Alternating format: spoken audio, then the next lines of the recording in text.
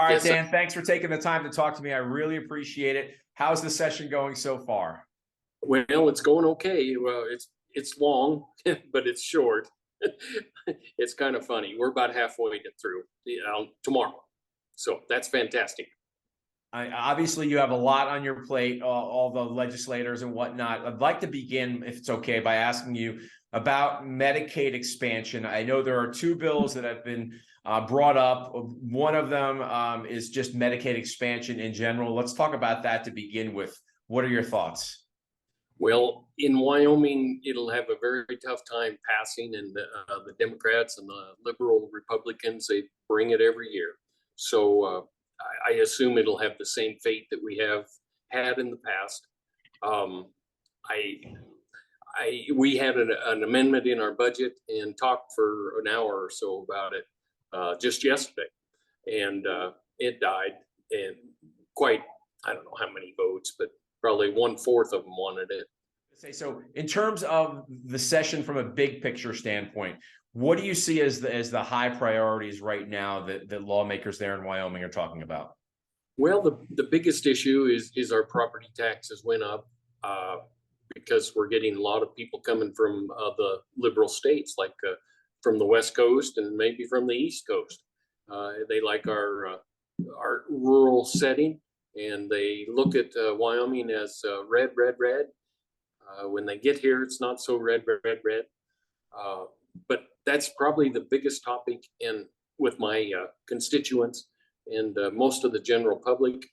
Obviously, government people that like big government are afraid they're not going to get their share of the taxes, even though they went up. So that'll be the biggest topic. If we can get something to our citizens, some relief. What's your take on how the education is for K through 12 in the state right now? And are there any bills being presented that would try to improve that? Our education is very good. My wife's a teacher, and my kids went through our system.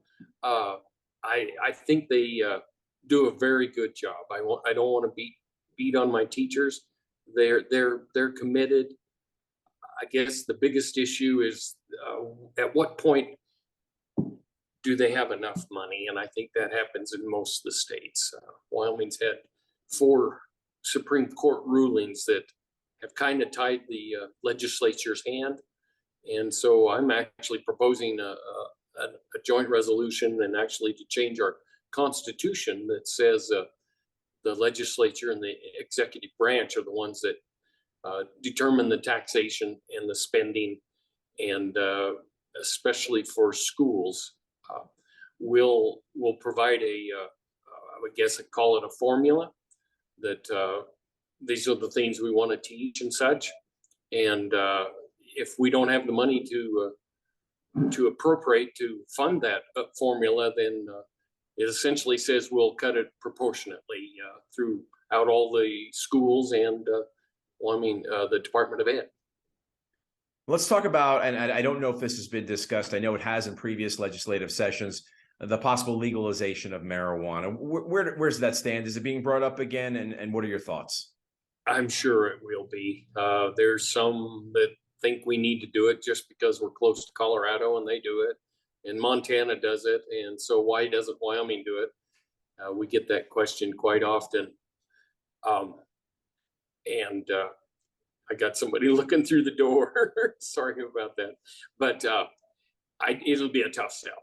They'll bring it, but we'll have to just talk about it and kill it. I hate to say it this way, but if you want to use marijuana and you don't like the way our states run, then the border's not very far away. So you're not. There's nothing about it that you like. Is that what you're saying? That's exactly right. I'll vote against medical marijuana, and just because after you get medical marijuana, you're 5 years down the road and you're going to have recreational. And so, how do you believe your fellow lawmakers feel about that as well? Do you feel like you got a lot of support in that respect? I think we have the majority. I just don't know how long it'll last. I have fellow conservative legislators that they say, well, it's going to get here soon enough. We should probably ban, and we just got to hold strong. If the federal government doesn't want to say it's legal, why should we? Good point. And then if you do your homework and find out how it's impacted the state of Colorado, even though it's your neighboring state, and maybe some people are proud of the fact that it's legalized from a recreational standpoint, almost for more than about 10 years now. If you talk to an emergency room physician, some of the ones that I've spoken to in Colorado, they're not fans of legalized recreational marijuana. Kids show up there and they're puking and they're screaming, and it's a combination there. Or they call it scromiting. I don't know if you've heard of that. Yeah, I have not heard of that, but I agree. It's a terrible deal. And I don't know if it's so much the marijuana itself, it's the concentrates.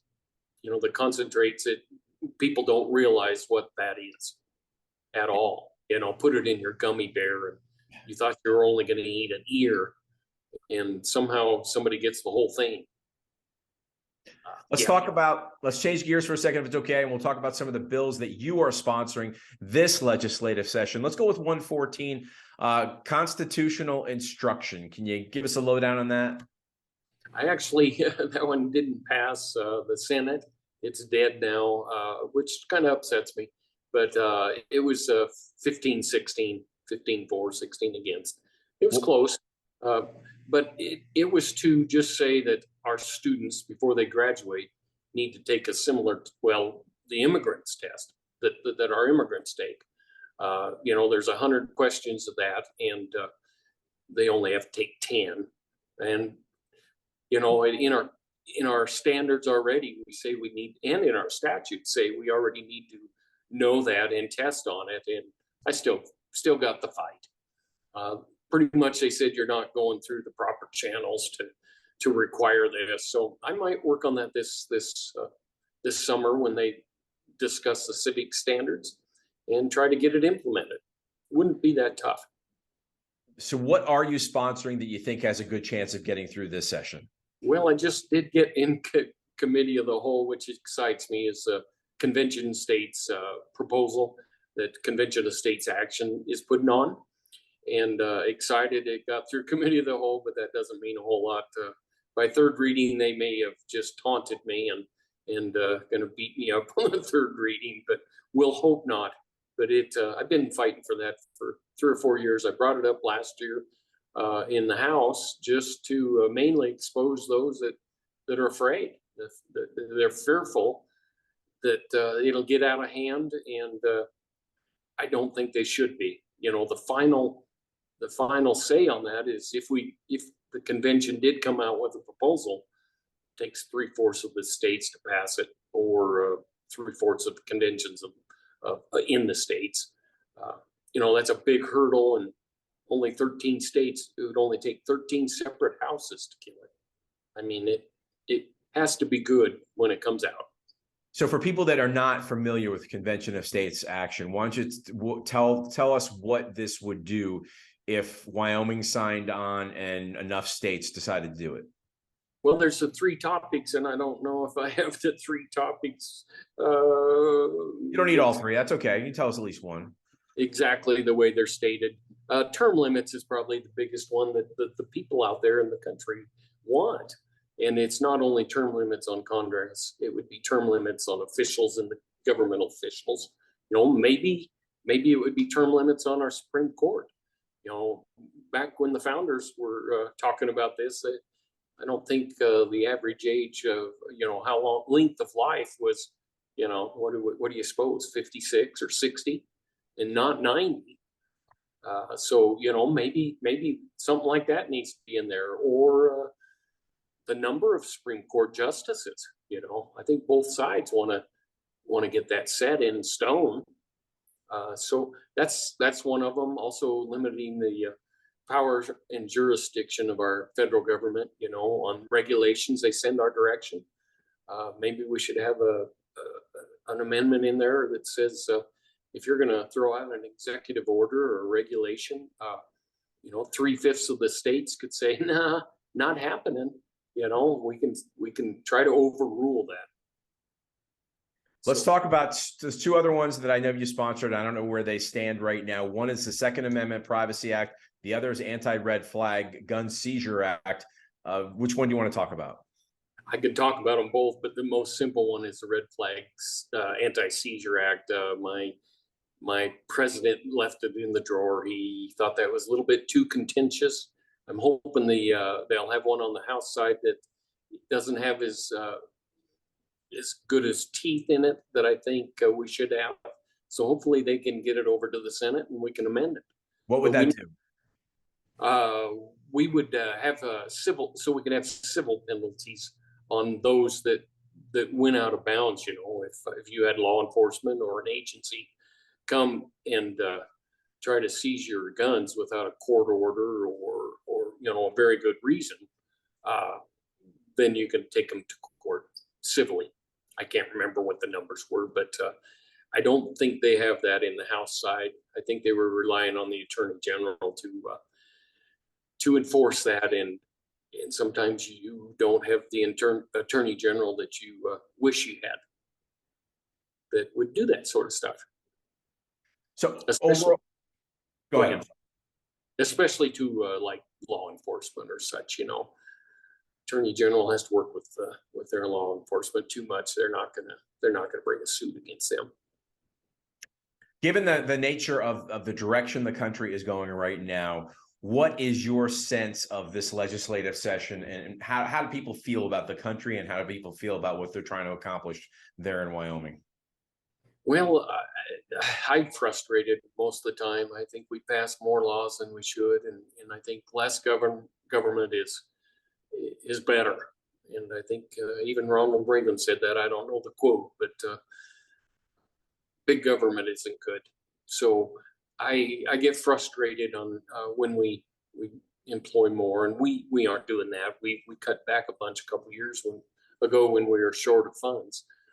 Currently, in this session, and we have extra money by far, and it's a battle to decide where we're going to spend it. I would rather we put it away and put it where you can't get to it. You know, we can use the earnings and that sort of stuff, but we need to put it in there where it's you can't get to it. Inviolate, I guess they would say. Yeah. And last question. Obviously, you've been in the House. Now you're in the Senate. How are you feeling about switching over? I'm pretty happy with it. Yeah, I was in the House for 8 years. I was frustrated. We probably had 17 out of 60 members that were as conservative as I was, and it's just a battle. We had 9 Democrats, so that tells you where the rest of them are. So I was ready to get out. They did turn over quite a bit, and they're closer to almost getting control over there on that side, which excites me. We'll hope that they stick with their conservative values, and never know how somebody's going to vote until they actually vote. So I'm excited to be over in the Senate. I hope I bring some good values over there. I was hoping we'd get more conservatives, but we didn't. But we'll still vote like we should. Less government is good. Last question. What do you like most about representing the people of Wyoming? Man, it's a tough job, obviously, but that's not, that doesn't matter. I signed up for it, but I want to protect them as much as I can. So yeah, I don't know what else to say. Government overreach, especially during COVID, we couldn't stop it in Wyoming, and we should have been the first ones out there leading the way and saying, no, not in our state. We're not mandating that stuff. But it happened. We had a special session and it didn't go anywhere. So it's frustrating we couldn't control that either. And the big reason was we got this carrot out there, and here you go. If you do this, you can have some more money. And yeah, it's outrageous. And we're $31.5 trillion in debt. Can't even imagine it. 31.5 million. I had some quote in there. I don't know, if you could spend $40 a second forever, it would take like, I think it was like 729 years to spend $1 trillion. Right. I mean, it's crazy. We don't realize it. It's just like it doesn't matter. Scary, very scary. It's, Senator Dan Laursen, thank you for your time. I greatly appreciate it. And hopefully we're gonna get back here and talk again. oh, that'd be fantastic. Thank you for reaching out. Appreciate it. I'll be in touch. Thank you. Okay, bye.